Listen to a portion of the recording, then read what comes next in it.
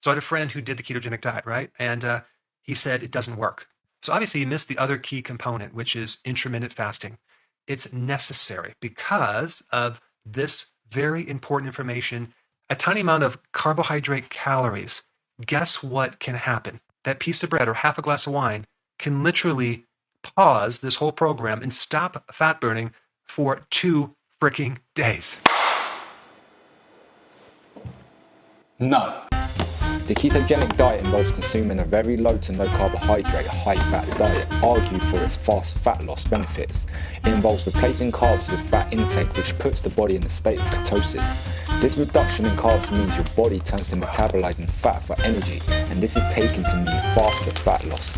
However, this is just a common misconception, and it's easy to fall for these fancy buzzwords and marketing tactics, which I will explain in more detail.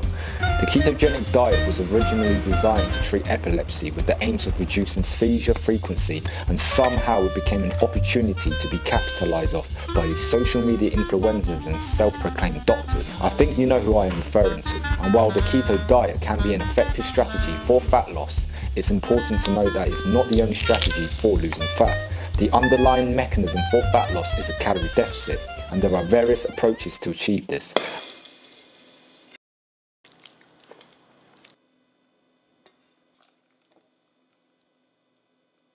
Kimchi Bibim-guksu. Pang lang gwyn still. Spicy.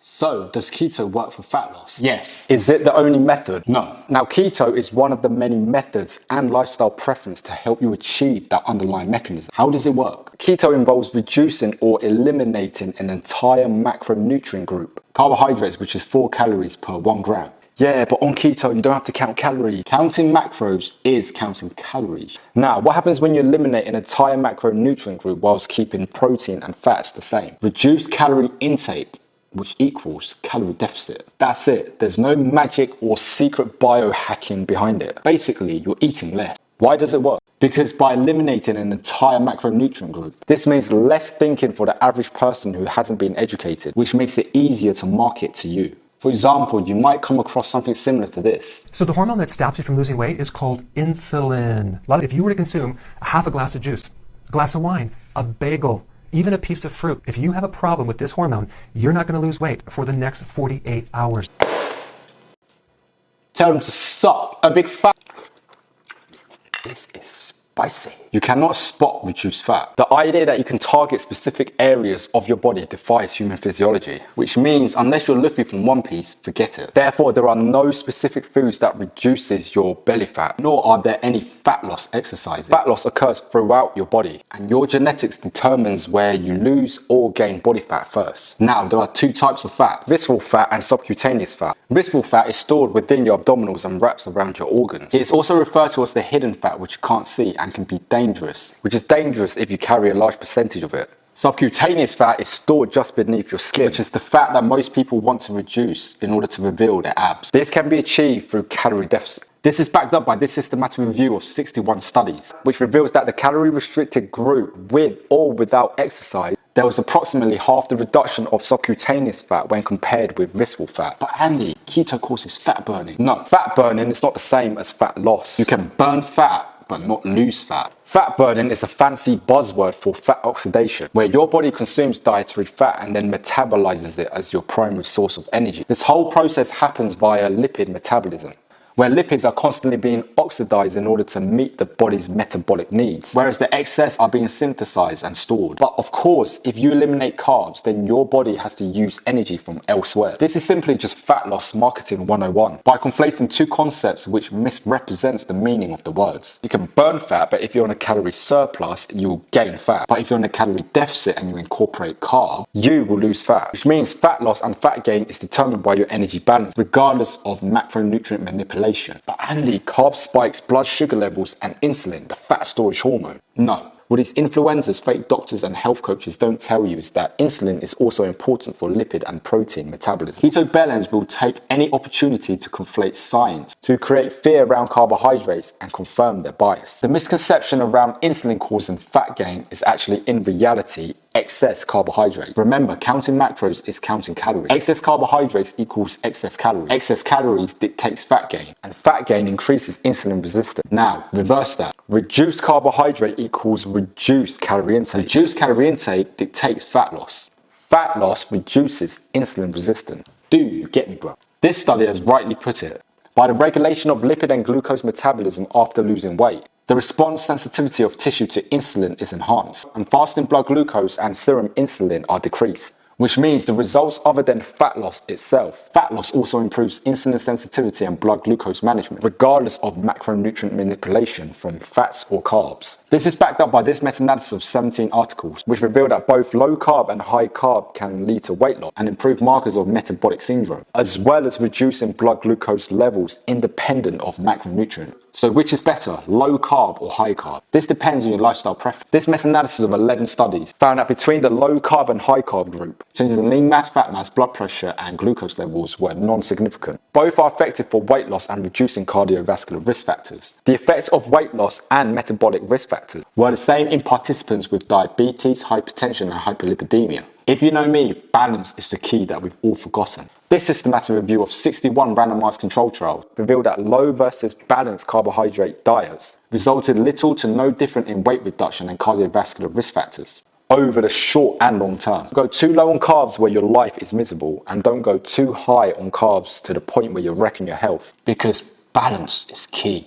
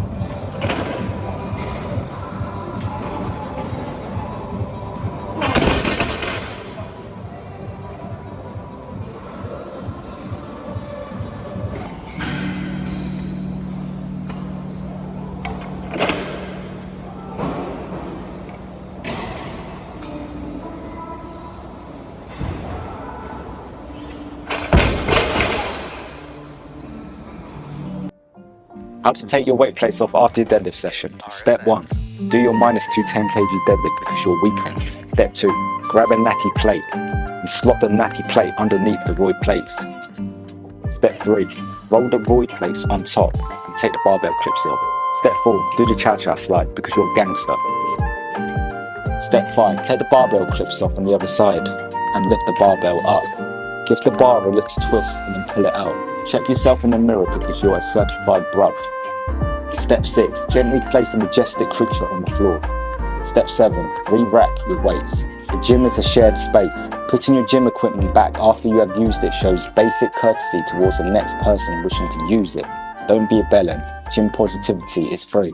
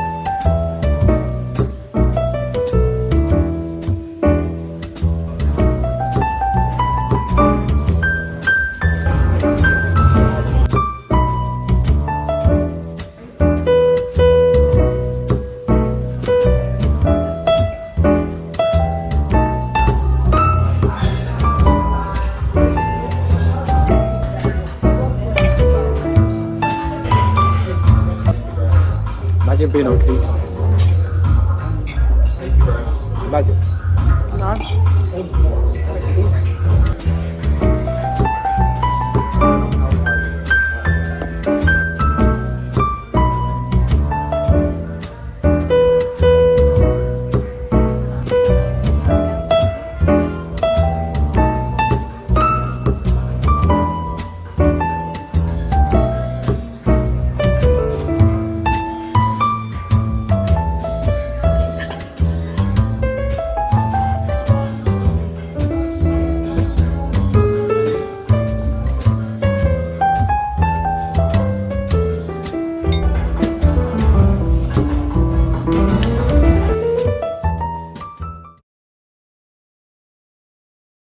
I'm craving something very carby to piss off these keto influencers. I'm craving Ramyun Tteokbokki and something spicy. Oh, I know.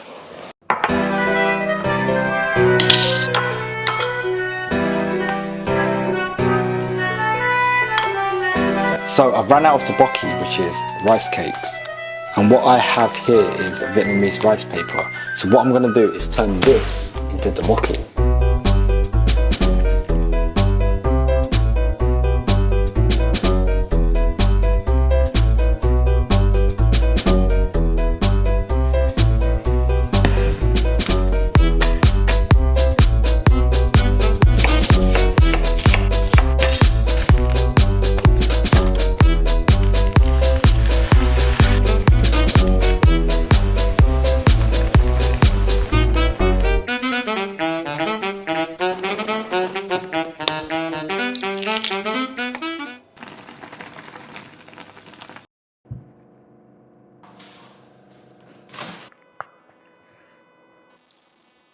Rabokki.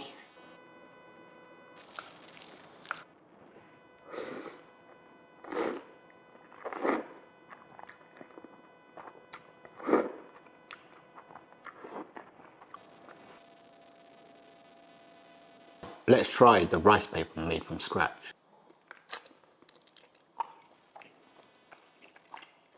Pretty much has the same texture.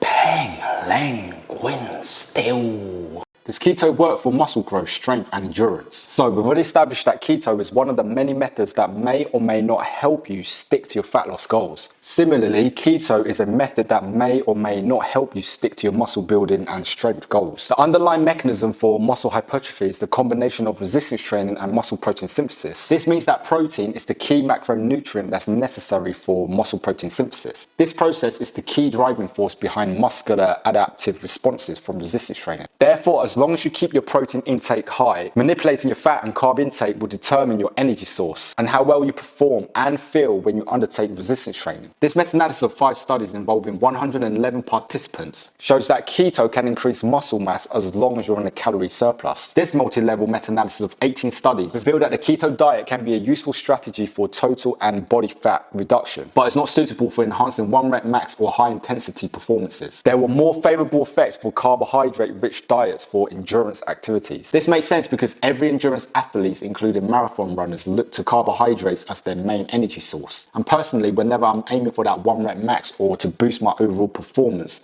carbs do the trick. This is backed up by this meta-analysis of 9 studies, concluded that carbohydrate restriction does not enhance performance and most likely will hinder it instead. There's also emergent evidence that carbohydrate restriction increases protein oxidation. Now you should know that fat oxidation is where dietary fat is metabolized as energy. Similarly, protein oxidation is whereby your body metabolizes dietary protein as a source of energy. If this happens, you may be left with a negative protein balance at the end of the day in order to stimulate muscle protein synthesis, because low carbohydrate feeding over 24 hours increases branch chain amino acid oxidation and reduces muscle recovery compared to the mixed macronutrient feeding. This blunted hypertrophic response doesn't affect muscle strength in the short term, whereas persistently low muscle glycogen does impair anaerobic output during high intensity sprints and endurance related activities. This systematic review revealed that higher carbohydrate intake does not improve muscle strength performance, but did in 6 studies where participants were in a fasted state and workouts with 10 sets per muscle group, basically high volume. To summarize, a low carb versus a high carb diet is equally effective for fat loss, with improvements in metabolic biomarkers as long as you're in a calorie deficit, where the benefits are the byproduct of the fat loss itself.